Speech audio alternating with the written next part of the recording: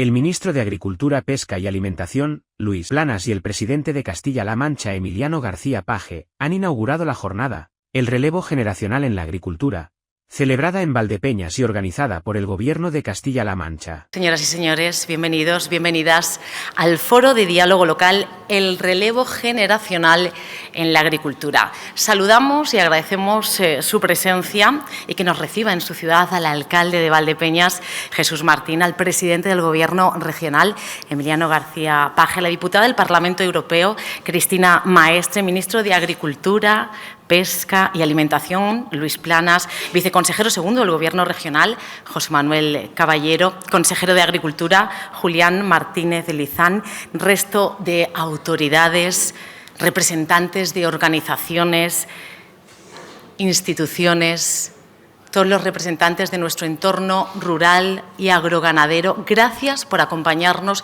en una mañana en la que el diálogo va a ser el auténtico protagonista.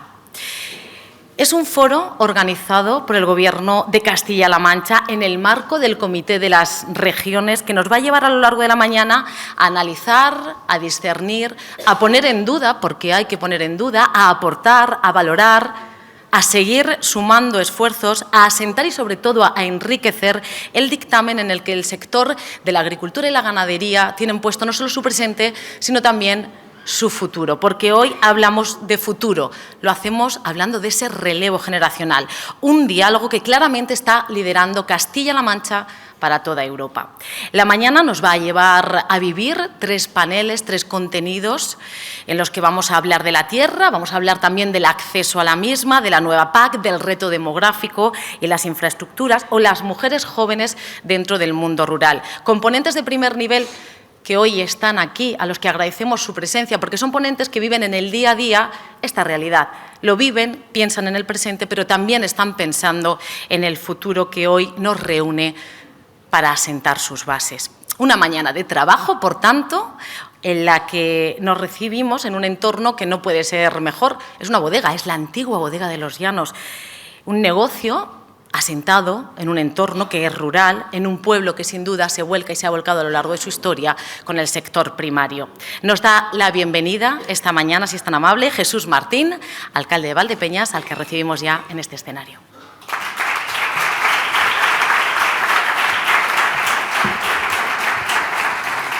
Bueno, buenos días. Hechos por la mantenedora los saludos de rigor a las autoridades que nos acompañan. Yo saludo a los alcaldes que nos acompañan y muy puntualmente, querido presidente, bienvenido a Valdepeñas y muchas gracias por hacer de mi ciudad hoy el centro neurálgico del estudio del futuro. Señor ministro, igualmente de todo corazón, ya sabe que a nadie se le saluda cuando llega a su casa y entre Madrid y Andalucía, de donde usted es, pues Valdepeñas es la posada. En una ocasión, Antonio Gades me dijo, a cuenta de los tarantos, que a la tierra no se le golpea, porque si se le golpea ni suena ni da trigo. Pero obviamente para que la tierra dé trigo necesita un cambio generacional que la cuide, que la mime y que la fertilice. Creo que el día de hoy va de esto, va de dar contenido a la identidad de lo que es Castilla-La Mancha, de lo que es Valdepeñas. Yo tengo que hablar de mi libro y espero que el trabajo lo hagan bien, porque ya les digo yo que el embajador que van a llevar a la Comisión Europea de las Regiones como portavoz, Emiliano García Paje, lo va a hacer muy bien, porque ahí está el futuro. El escudo de Valdepeñas lo blasonan muchos títulos, pero hay uno puntualmente que me parece muy bonito y que parece que fue escrito para un día como el de hoy. La vitola o parte de la vitola dice que Valdepeñas es adelantada en su amor a España, casa grande de Europa, campo de paz y tierra de ventura. Obviando el primer acertijo, por conforme está esto, que está como en el 19, cuando un notable andaluz dijo en el Senado que en España era español el que no podía ser otra cosa, si es que quitando esa parte, podría decir que hoy, y dado el trabajo que van a desarrollar ustedes aquí, hoy sí, Valdepeñas se convierta en la casa grande de Europa, de este campo de paz que es Castilla-La Mancha y de esta tierra de ventura que fue siempre Valdepeñas. Así es que, para no pisar el discurso ni la ocurrencia de nadie, aquí me quedo dándole las gracias por hacernos mejores. Bienvenido.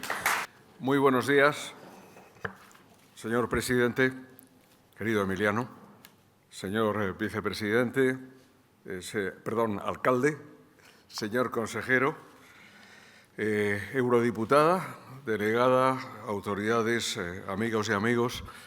Es un gran placer, lo decía hace un momento el alcalde, efectivamente, el poder estar aquí esta mañana en Castilla-La Mancha y particularmente en Valdepeñas en la inauguración de este diálogo social que sobre el futuro de la incorporación de los jóvenes a la agricultura se ha organizado aquí, y sea en primer lugar mi enhorabuena para el Gobierno de Castilla-La Mancha y para el Comité de las Regiones y también para el Ayuntamiento de Valdepeñas por haber organizado esta jornada, porque me parece que efectivamente hoy Europa, evidentemente España y Castilla-La Mancha están unidas en este gran objetivo que es, sin duda, el debate sobre el futuro de nuestro mundo rural y la incorporación de los jóvenes. En el marco del debate sobre la preparación del dictamen que el presidente de la Junta de Comunidades, Emiliano García Paje, debe presentar ante el Pleno del Comité de las Regiones.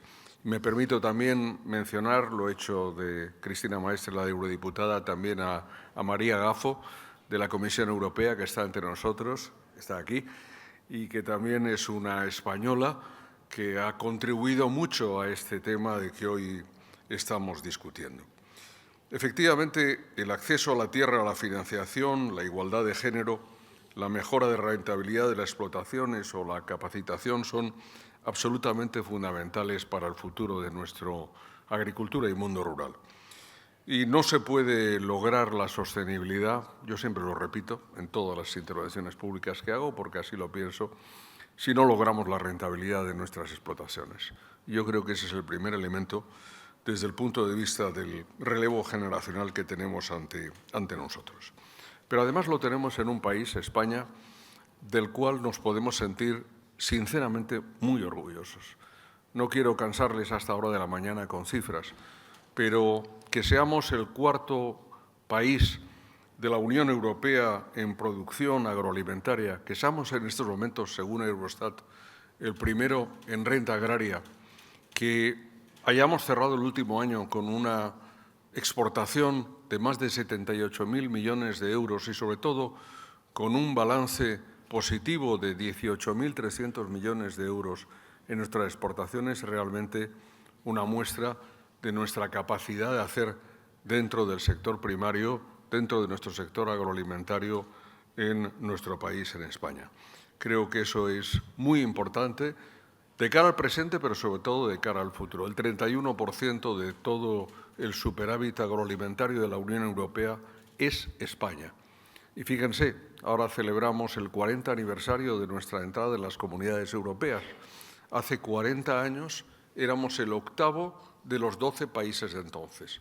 Ahora somos el cuarto de los 27 y además somos el séptimo exportador del mundo. Solo Estados Unidos, China y Brasil, de los no europeos, están por delante de nosotros. Por tanto, somos efectivamente una potencia agroalimentaria, pero tenemos que afrontar los retos que tenemos en este momento ante nosotros. No me voy a detener esta mañana en ellos, porque sería muy largo y tengo una intervención tasada como breve en esta apertura, pero simplemente permítame enumerarlos. La situación geopolítica y los conflictos comerciales están ahí y tenemos que saber adaptarnos y responder a ellos. ¿Qué les voy a decir? Aquí también en Castilla-La Mancha, la exportación de nuestro queso manchego a Estados Unidos, pero también del aceite y del vino. Evidentemente, el cambio climático y cómo luchamos contra él y cómo nos adaptamos. Los problemas relativos a las enfermedades, a la sanidad animal y también a las plagas en nuestra agricultura, que son sin duda un gran reto. Y también la innovación y la digitalización, que son el presente y también el futuro en un país tan innovador como es España, en el presente y, desde luego, de cara al futuro. Pero si hay algún reto que los atraviesa a todos, Si hay un reto que para mí es el reto de los retos, es sin duda la incorporación de los jóvenes y de las mujeres a nuestro sector agroalimentario. Ese es el auténtico reto y ahí triunfaremos o fracasaremos en la medida en que seamos capaces de responder a él. 2 datos. 2 de cada 3 titulares de explotaciones agrarias en España estarán en edad de jubilación en el año 2030. Tenemos más o menos la misma referencia que la europea. No somos, digamos, más ancianos que el resto de Europa, pero estamos en una situación que ciertamente necesitamos relevo. Y solo el 9% de los agricultores españoles tienen menos, o agricultoras, de 41 años. En Europa es un poco más, es el 12%, y por tanto tenemos, y lo ha planteado la Comisión Europea, y estoy totalmente de acuerdo, que duplicar el número de jóvenes que se incorporan, que están trabajando, de hecho, en el sector primario en el año 2040. Desde el Ministerio, desde el Gobierno de España, hemos trabajado ya en la materia y el consejero ha participado en relación con los debates que tuvimos en la conferencia celebrada hace 2 años en Pamplona sobre relevo generacional, en la hoja de ruta que hemos puesto en marcha y, evidentemente, en las medidas que queremos implementar. Porque aquí no se trata de hacer sociología agraria, está muy bien el diagnóstico, es perfecto, pero aquí hay que tomar medidas para lograr la efectiva incorporación. Y por eso, en el Plan Estratégico 23-27 incluimos medidas relativas a los temas y a los mayores retos que teníamos en la incorporación. Primero, sobre el acceso a la formación y el asesoramiento. En segundo lugar, sobre el acceso a la financiación y, en tercer lugar, sobre el acceso a la tierra. Sobre la formación y el asesoramiento, teniendo en cuenta que la incorporación, y lo quiero decir para que no haya ningún equívoco y en pleno respeto de las competencias, es una competencia de las comunidades autónomas, en este caso de Castilla-La Mancha, pero desde el Gobierno de España queremos apoyar evidentemente este proceso. El programa Cultiva, que son estancias formativas de jóvenes, explotaciones, modelos. Estoy muy orgulloso de él, es nuestro pequeño Erasmus agrícola en España que permite que todos somos España y, por tanto, que de Castilla-La Mancha a Galicia, de Galicia a Cataluña, de Cataluña a Andalucía, los jóvenes puedan tener contactos entre sí, que es muy importante. Segundo, la publicación de la guía Tierra Firme, que de incorporación a la actividad agraria, está en la página web del Ministerio, la pueden ustedes consultar si no la conocen. Es un compendio muy interesante de todas las preguntas a que se plantea y retos un joven que quiere incorporarse. Y, en tercer lugar, la estrategia de formación Siembra, Crece y Cosecha su futuro, que es muy importante. Segundo, financiación. En este periodo de la PAC hemos dedicado anualmente 200 millones de euros, es decir, aproximadamente un 2% de las ayudas directas para la incorporación de jóvenes. Además, tenemos una línea de SAECA, de la empresa vinculada al Ministerio, de MAPA y COSAECA, por 27 millones de euros para bonificar los intereses de préstamos y también el coste de los avales. Y tenemos con la comunidad autónoma, con Castilla-La Mancha, como con otras comunidades autónomas, un instrumento financiero de gestión centralizada que nos permite préstamos con garantía de fondos FEADER, que es muy interesante. Y el tercer aspecto, sin duda, probablemente el más problemático, es el acceso a la tierra. Pues siempre pensamos en un relevo de hijos respecto de padres o de sobrinos respecto de tíos. Esto es lo más normal, el relevo familiar. Pero si queremos darle una auténtica perspectiva al sector, tenemos que abrir esa oportunidad a más jóvenes, sin duda, y mujeres que quieren incorporarse, que pueden estar en el medio rural o no, pero que evidentemente no vienen de una familia de agricultores. Yo creo que ahí es muy importante que seamos capaces de delimitar y de identificar las tierras agrarias infrautilizadas que tenemos, sin duda, en todas las comunidades autónomas, y algunas de ellas también dependen de patrimonio del Estado. Por tanto, lo que hemos creado ha sido una plataforma de información y movilización de las tierras agrarias.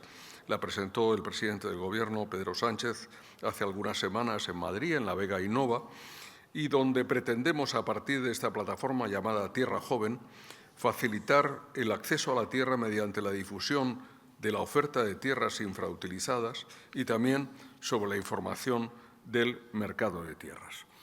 Evidentemente soy el ministro de Agricultura y si no hablara de la PAC y de la futura PAC, ustedes dirían de qué se ocupa el ministro. Y estamos ocupados y preocupados por la próxima PAC. Telegráficamente, 3 objetivos que se plantea España.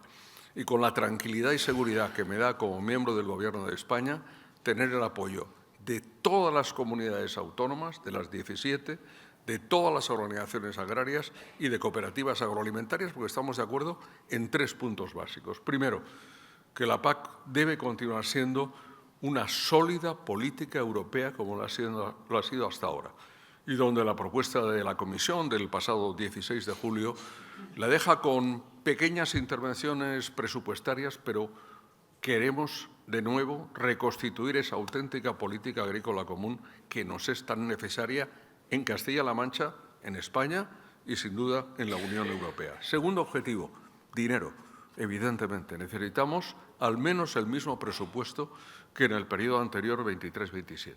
Y para nosotros este es un punto irrenunciable para España. Y tercero, necesitamos eliminar aquellos aspectos de cofinanciación nacional que van en contra de los informes Draghi, Letta, es decir, del refuerzo del mercado interior europeo, y que tienden en aspectos tan importantes como puedan ser las ayudas acopladas o las ayudas agroambientales o los ecoregímenes, en que los Estados miembros colaboremos financieramente en ello. El problema no es de presupuesto, el problema es que podemos crear condiciones desiguales. Si unos apoyamos a un sector y otros a otro, estaremos rompiendo el mercado único y eso no tiene ningún sentido.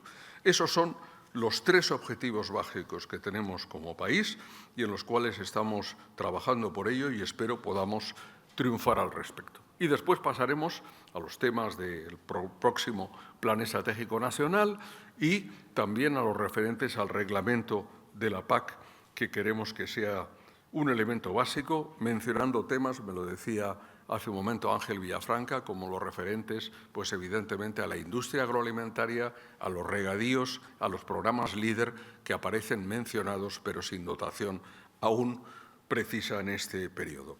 Pero estamos hablando de jóvenes.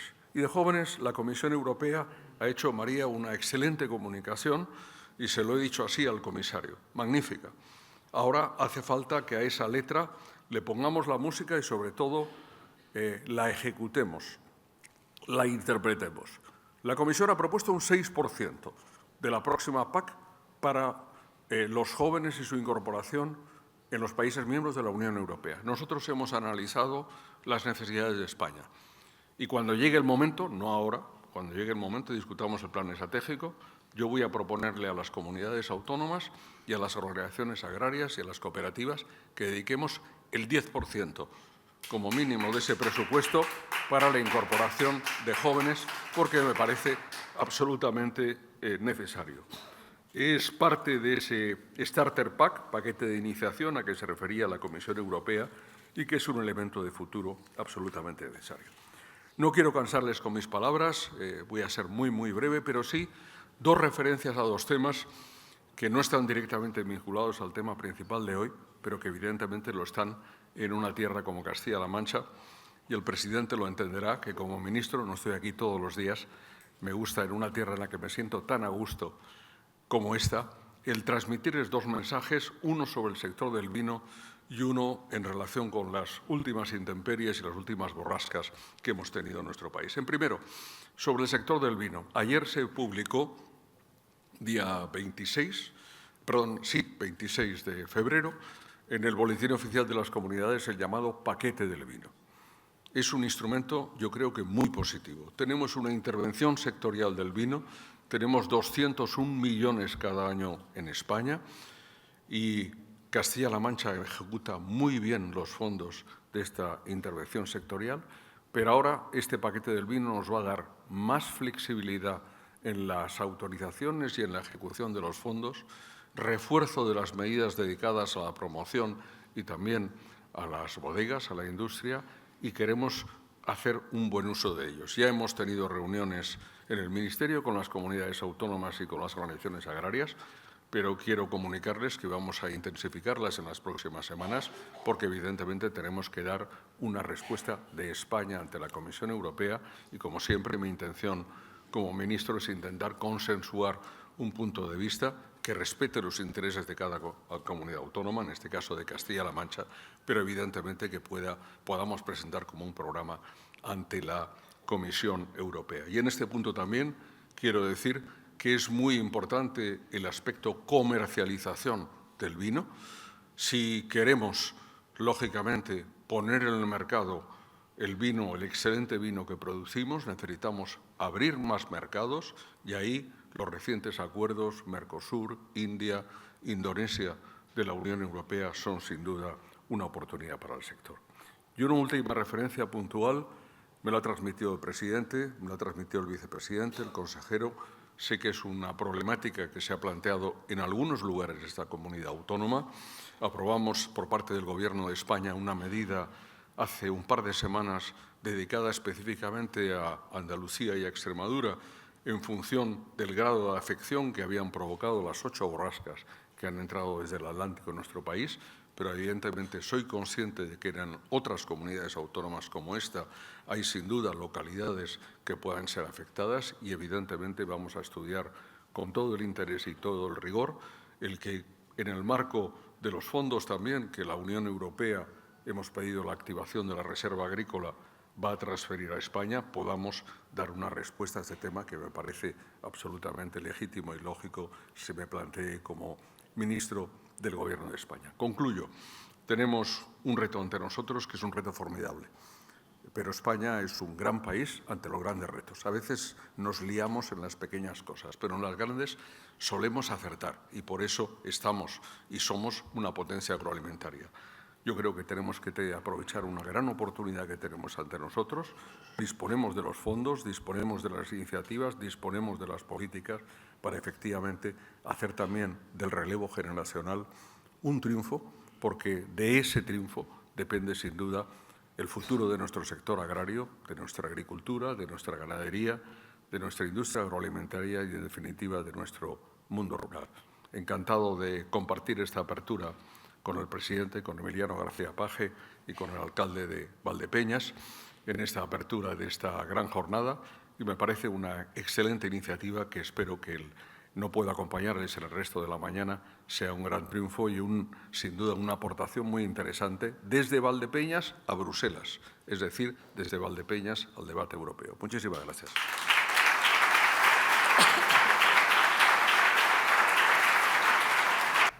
Muy buenos días, querido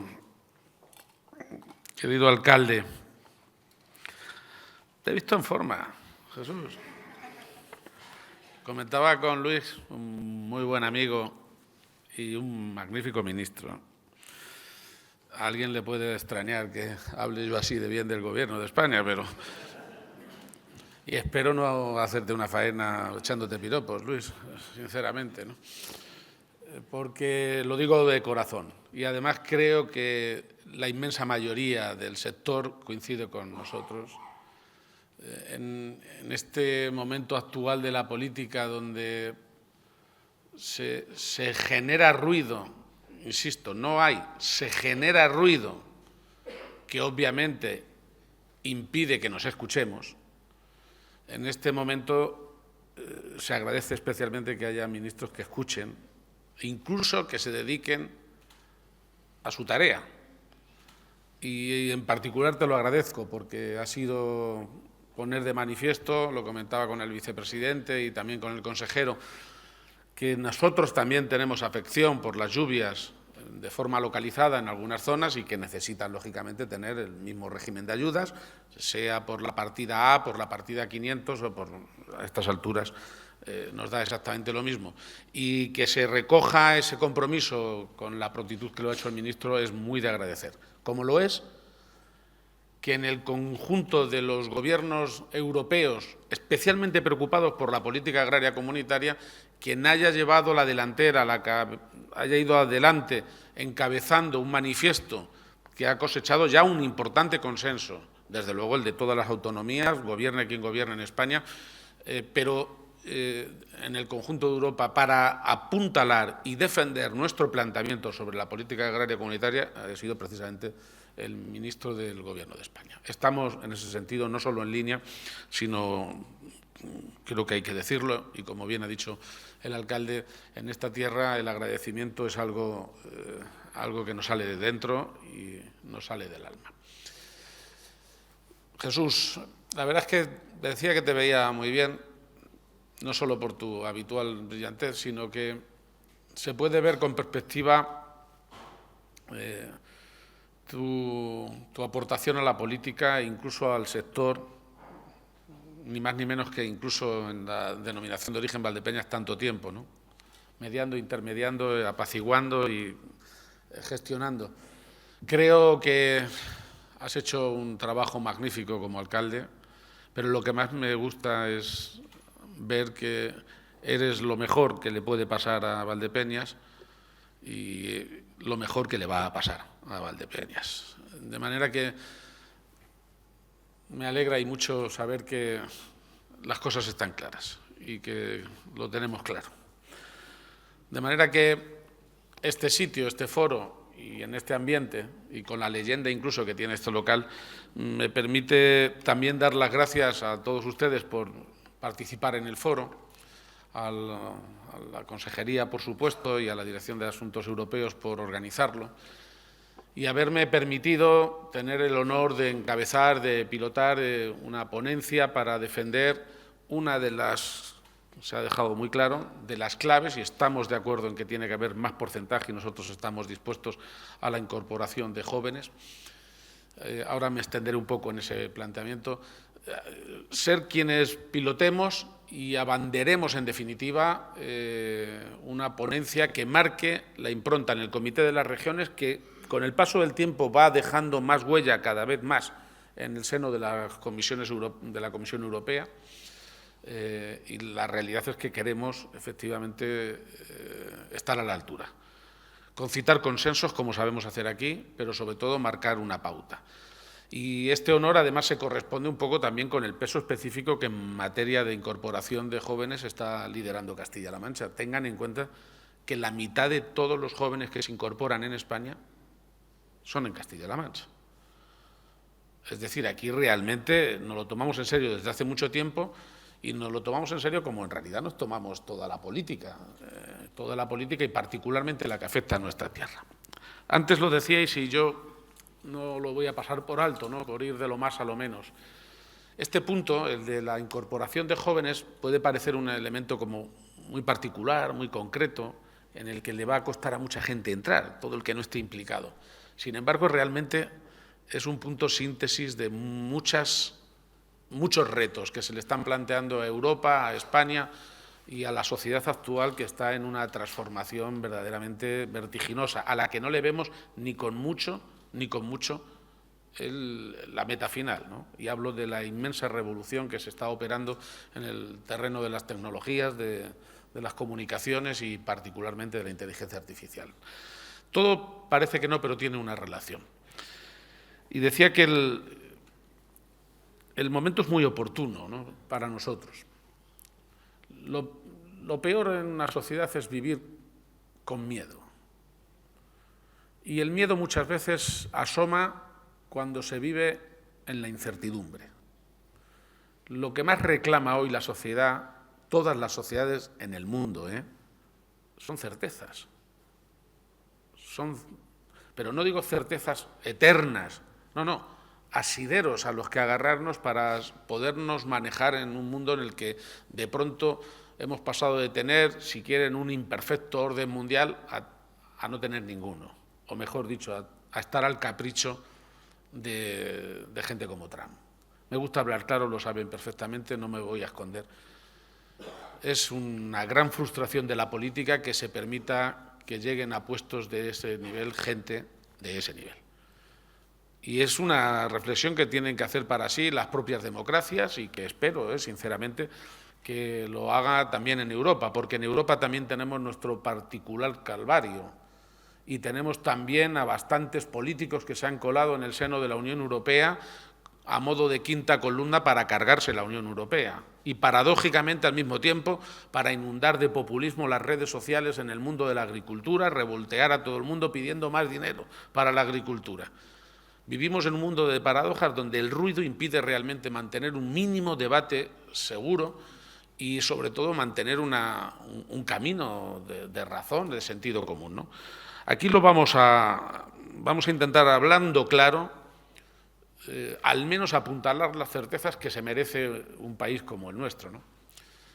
Hay una feliz coincidencia.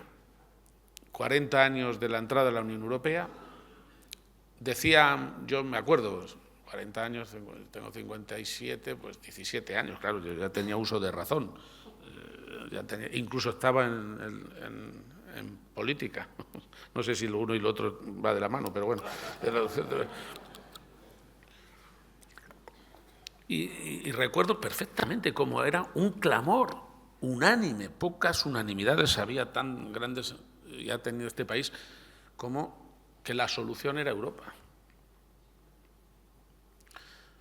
No podemos perder bajo ningún concepto esa certeza. No podemos perder esa certeza. La solución era y la solución es y será Europa. Y ahora tenemos más fundamento para decirlo que entonces, porque entonces era esperanza, casi, si me apuran, ansiedad, necesidad. Hoy es que ya vemos muchas de las cosas de las que nos hemos beneficiado. Hoy es que podemos hablar desde la experiencia de lo bien que le ha sentado a España estar en el club europeo, sentirnos europeos y no solo eso, participar y en muchos casos ser protagonistas, tanto para los fondos de New Generation que abanderó también España, como en su día los fondos de cohesión. Bueno, hemos marcado y no hemos renunciado a tener peso específico en el debate europeo. Esa es una certeza. Combatamos a todos aquellos que hacen populismo barato e intentan recuperar un concepto de hay que volver a las naciones, al patriotismo barato, acabando con todo lo que signifique confiar en otras instituciones, por favor.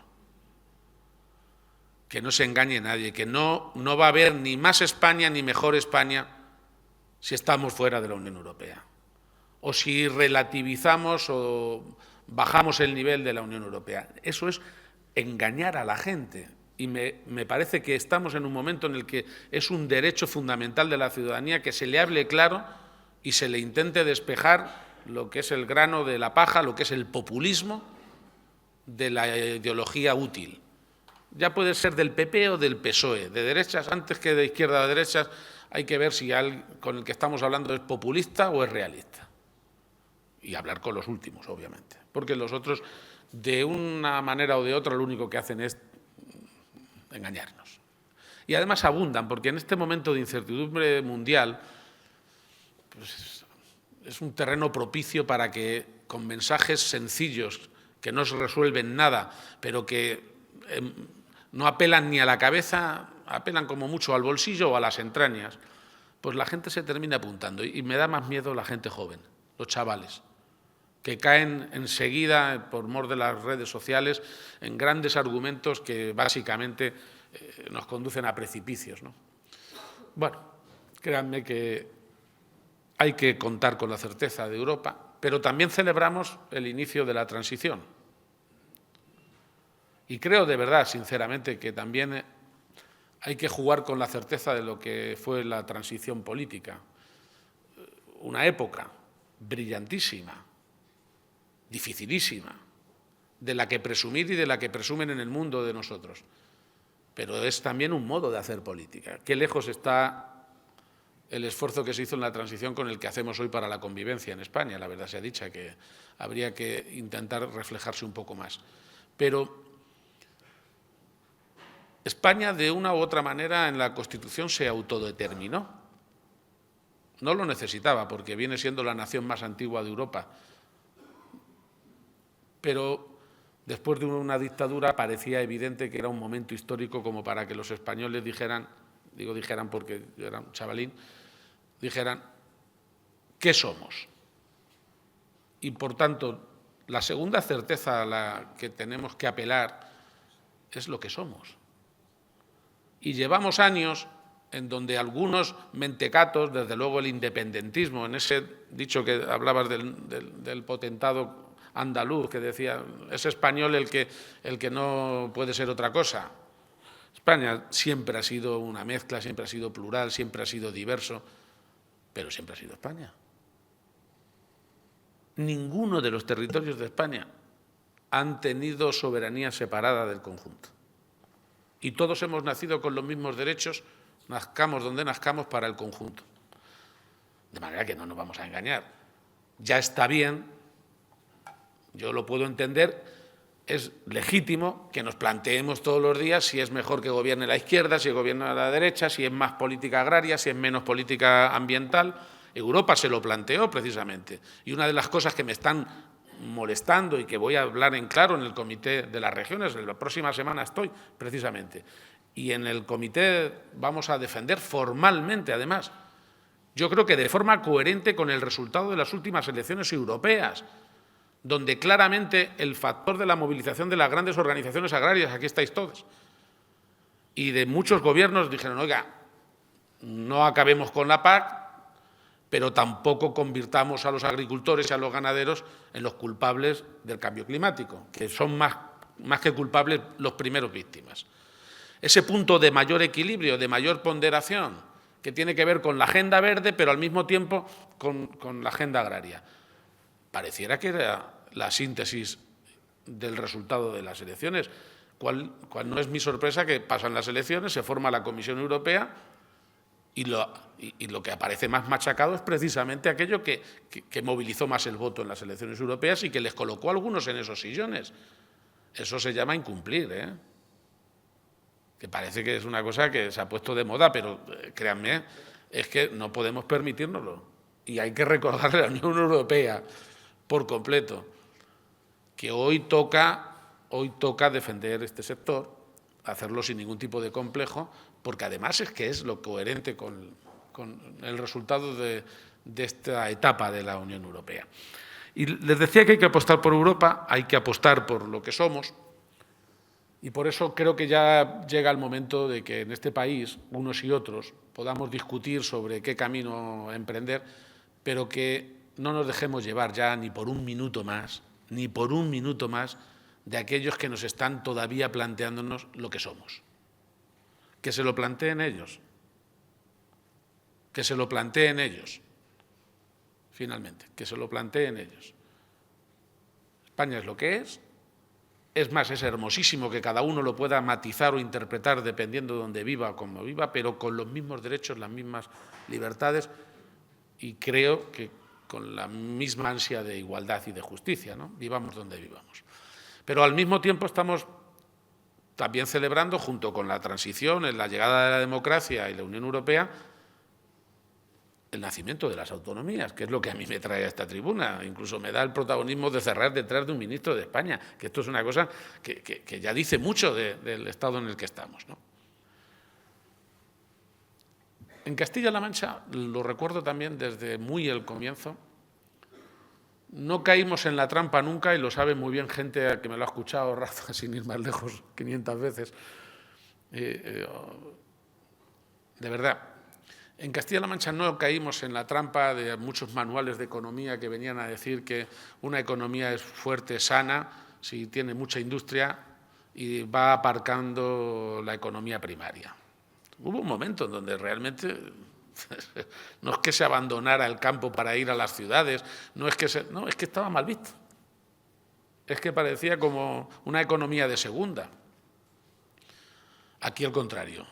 Las primeras, digamos, señas de identidad de la nueva andadura autonómica tuvieron que ver con los productos alimenticios, con el queso, con el aceite, con el vino. Nos tomamos muy en serio. Fue, digamos, el bautismo identitario, no excluyente ni agresivo, sino simplemente de defendernos a nosotros. La primera función de autogobierno fue decir, vamos a defender lo nuestro. También la artesanía, lo elemental, bueno, lo que teníamos. Porque para defender lo que queríamos y no teníamos, no podíamos abandonar lo que teníamos, y en lo que además éramos una enorme potencia, ¿no? Yo no he visto, de verdad, créanme, un cambio tan potente en muchos sectores económicos e industriales. Y miren que Castilla-La Mancha, contrariamente al cliché, está por encima de la media en peso industrial. A mucha gente le sorprende, pero es así. Y estamos realmente en todos los indicadores económicos batiendo récords de población, de empleo, de población ocupada, bien, y de llegada de empresas, de inversión extranjera, de exportaciones, hasta decir basta. O sea, realmente estamos en una buena racha, para entendernos, o creo que es una racha merecida, no es casual ni es la fortuna. Pero, hombre, yo creo que Castilla-La Mancha apostó muy claramente por el sector, pero en pocos sectores he visto yo una evolución y un cambio como en el agrario. A mí me hace sentirme muy orgulloso, y lo digo yo, que no vengo particularmente de ese sector, ¿no? Sí, cambios e innovación, conciencia de adaptación. Se producía muchísimo vino, pero teníamos fama de un vino de mala calidad. Hemos conseguido hacer vinos de magnífica calidad y mucha cantidad, batiendo un récord tremendo, ¿no? Y yo creo que hemos demostrado a veces lo más difícil de demostrar. Pero es que además los cambios en el mundo cooperativo, la presencia, ya os digo, de la industria agroalimentaria nos da permanentes buenas noticias. E incluso, como digo, el uso de los fondos europeos y de la política agraria comunitaria, que ha ampliado ni más ni menos que más de 15 puntos la renta agraria disponible en esta región. Ni se imaginan el dinero que ha entrado. Podía entrar y que se lo quedaran unos pocos, o podía beneficiar al conjunto. Y creo que aquí, de verdad, tenemos que considerar que la política agraria comunitaria no es cosa de los agricultores y ganaderos, que es un caudal ingente de ingreso, de riqueza para el conjunto de la comunidad autónoma, y que nos permite hoy, pues eso, seguir teniendo casi 500.000 más de habitantes que cuando empezamos de autonomía. No lo pueden decir algunas otras autonomías que van para abajo. Seguir teniendo perspectiva, seguir creciendo y, sobre todo, seguir sabiendo que el sector agrario y ganadero va a seguir creciendo. Que pesa hoy tanto en la tarta de la riqueza, y la tarta es hoy mucho más grande que hace 50 años, de lo que pesaba entonces. Y, por tanto, tenemos que seguir planteándonos también esa certeza. Aquí tenemos dudas, sí, sobre muchas cosas, pero tenemos certezas. Y es la condición esencial para saber por dónde nos movemos y por dónde nos manejamos, ¿no? Para tener un punto de credibilidad. Y creo que con ese bagaje vamos a poder abordar un debate importante que tiene que ver no solo en abordar los cambios que necesita todo nuestro sector productivo, económico. La verdad es que en ese sentido estamos avanzando muy bien. El sector, como decía, primario, va a seguir dándonos sorpresas en exportaciones y en innovación. Y el consejero tiene estrategias en casi todos los sectores para seguir avanzando en lo mismo, incluso en lo que nos convoca hoy, que es precisamente en la incorporación de jóvenes. Hoy mismo empiezan a pagarse ni más ni menos que a 286 jóvenes 8 millones de euros para facilitar la incorporación. Somos la mitad de todo del esfuerzo que se está haciendo en España por este fenómeno.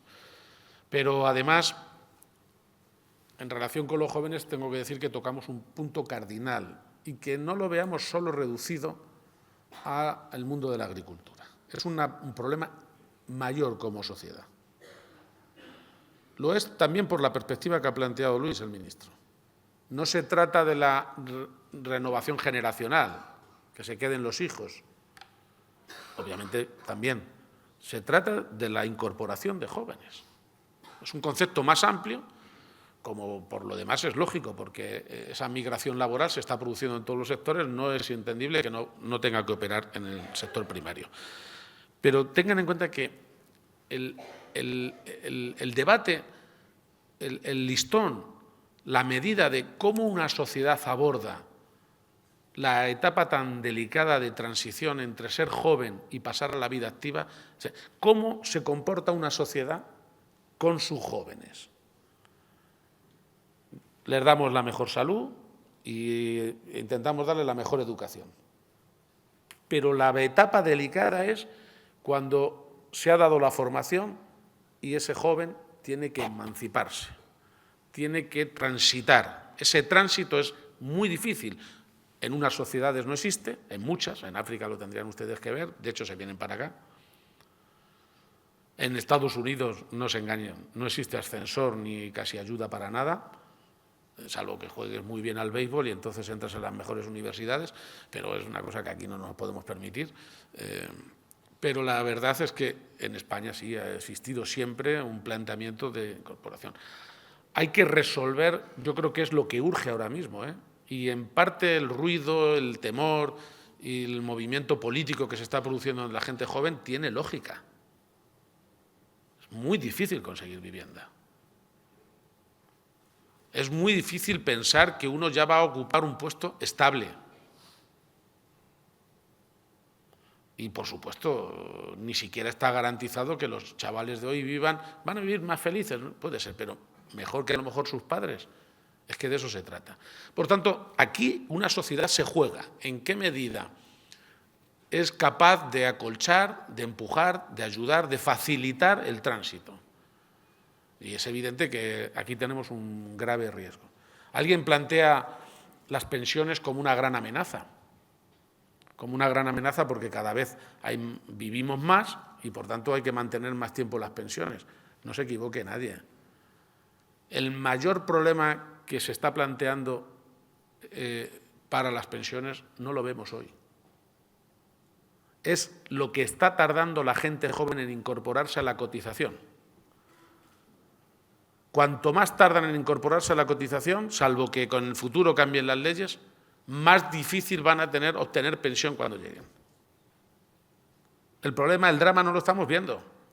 Claro, un chaval joven no se preocupa especialmente porque le queda mucho. Nos ha pasado a todos, ya va cambiando la cosa. Pero la realidad es que el drama lo tienen los chavales jóvenes. Habrá que rescatar a una generación entera y facilitarle conseguir en otras condiciones la pensión. Porque nosotros no le estamos facilitando como sociedad que se incorporen. Hoy casi los padres ya los tienen que echar de casa. Y esto tiene mucho que ver con lo que estamos hablando. Y el problema de la incorporación, y acabo, de jóvenes a la agricultura y obviamente de jóvenes y también de mujeres, sería el doblete perfecto, entra de raíz en muchos de los traumas que está viviendo la sociedad, a veces sin poderlo razonar. Claro, porque podemos pensar que lo que se nos avecina, que va a ser muy gordo, enormemente gordo, con la inteligencia artificial, no somos capaces nadie todavía de perimetrar la transformación inmensa que va a tener el mercado del trabajo. No sé yo exactamente cuántos títulos académicos de los que estamos formando en la universidad van a valer o no dentro de unos años. No quiero introducir ninguna incertidumbre ni ningún desasosiego, pero lo que es evidente es que mis hijos, y ya no digamos si tengo la suerte, mis nietos, verán una transformación enorme, quizás va más rápido de lo que lo estoy diciendo, del mercado de trabajo. Y que muchos puestos de trabajo se van a discutir o cuestionar. ¿Puede influir que la desocupación por la inteligencia artificial de muchos sectores empuje a la gente a volver al sector agrario, al primario? Puede pasar, pero ojo, ya tendría que haber estado pasando porque se están produciendo movimientos de cambio de mercado laboral desde hace mucho tiempo y realmente una parte sustancial del trabajo en el campo lo hacemos con emigrantes. Pero es que el problema de la incorporación no se produce solo en el campo. Es que en España, donde algún día tendremos que empezar a tomarnos en serio cómo se confeccionan las listas de parados y cómo se confeccionan las estadísticas de empleo, es que en España tenemos 600, 700.000 dobles empleos, pero al mismo tiempo tenemos 2,5 millones de puestos de trabajo que nadie quiere ocupar, pero al mismo tiempo tenemos 3 millones de parados. Algo no tenemos aclarado, ¿no? Que hay un desacople entre el mercado de trabajo, entre la oferta y la demanda, es evidente. Pero que no hay automatismo, que hay mucha gente que aunque se quede en paro no se va a cambiar de región ni se va a ir a buscar otro sector a trabajar. A lo mejor tiene que ver y mucho con que es una sociedad la nuestra que ampara, que facilita y que te ayuda a la recualificación. Bien, perfecto. Pero este es el gran debate.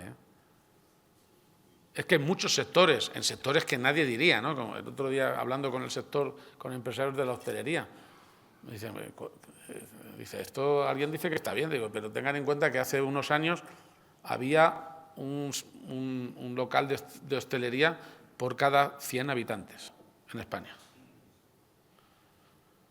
Ahora estamos en un local por cada 177. Y probablemente no pasarán 5 años, estaremos en un local por cada 300. Me decía este hombre, tengan en cuenta que España tiene que hacérselo mirar, porque si en España ya se cierran los bares, es que literalmente está pasando algo, ¿no? En muchos casos es falta de mano de obra. En muchos casos es falta de mano de obra. Están cambiando los hábitos, las dinámicas e incluso las negociaciones colectivas. Ayer se lo decía a los sindicatos en un acto por la tarde.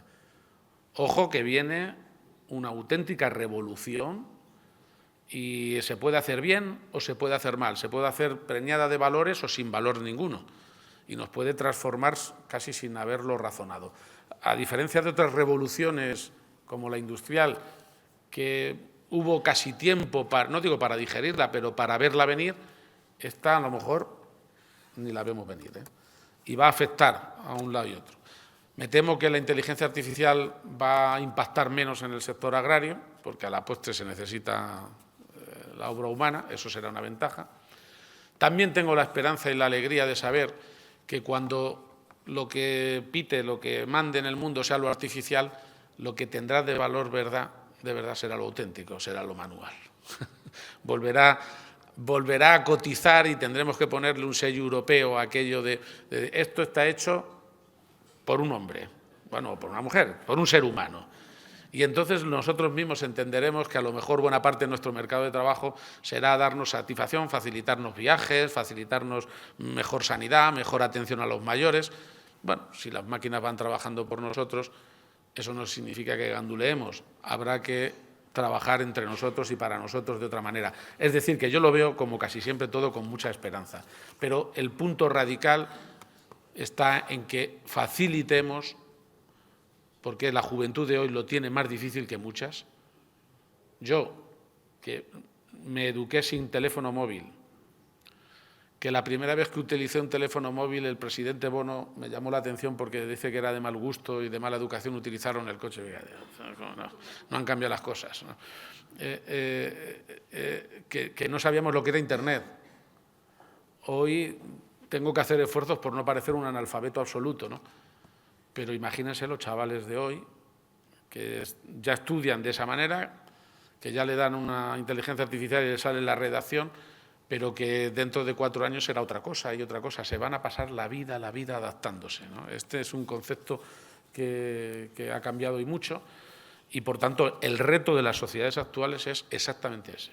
¿Cómo a un chaval joven le damos salida y pista para que se incorpore a la vida productiva, a la vida activa, a ser posible que lo haga conforme a su vocación, porque eso sí, habrá gente que se incorpore al campo por necesidad, probablemente poca, porque lo que es verdaderamente hermoso es que sea por vocación, porque hay que tenerla.